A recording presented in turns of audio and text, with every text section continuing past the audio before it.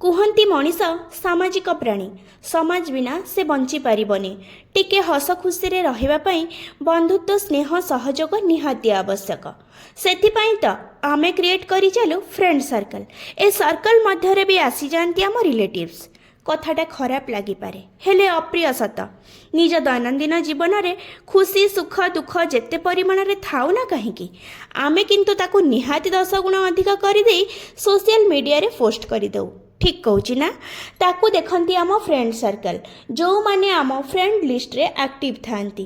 ସେଥିରୁ ଯାହା download screenshot ବା ସ୍କ୍ରିନ୍ ରେକର୍ଡ଼ିଂ କରିହୁଏ ସେସବୁ କରି ସେୟାର କରିଦିଅନ୍ତି ସେମାନେ ତାଙ୍କ ବନ୍ଧୁବାନ୍ଧବଙ୍କ ପାଖକୁ। ଆଉ ତାପରେ କ'ଣ? ଆପଣମାନେ ସାଜନ୍ତି ଆକର୍ଷଣର କେନ୍ଦ୍ରବିନ୍ଦୁ, ନହେଲେ ସମାଲୋଚନାର ପାତ୍ର। ଆଉ କିଛି ରିଲେଟିଭ୍ସ ଅଛନ୍ତି ଆଜ୍ଞା, ଯେଉଁମାନେ ସୋସିଆଲ ମିଡ଼ିଆ ବ୍ୟବହାର କରିବା ଜାଣିନାହାନ୍ତି କିମ୍ବା କୌଣସି କାମରେ ବ୍ୟସ୍ତ ଥାଇ ସୋସିଆଲ ମିଡ଼ିଆ ଚଲାଇବାକୁ ସମୟ ପାଇନଥାନ୍ତି। ସେମାନେ ଆପଣମାନଙ୍କୁ 10-15 ଦିନରେ ଥରେ ବା ମାସରେ ଥରେ ଫୋନ୍ କରିବେ, ଭଲ ମନ୍ଦ ପଚାରି ବୁଝିବେ, ଭଲ ଶୁଣି ମୁହଁ ଶୁଖାଇଦେବେ, ଆଉ ମନ୍ଦ ଶୁଣି ଖୁସି ହେଇଯିବେ।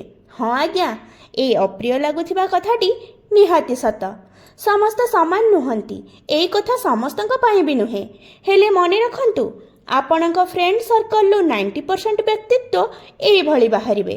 ଯଦି କଥାଟି ମନକୁ ଛୁଇଁଥାଏ, ମତାମତ ଦେବାକୁ ଭୁଲିବେନି।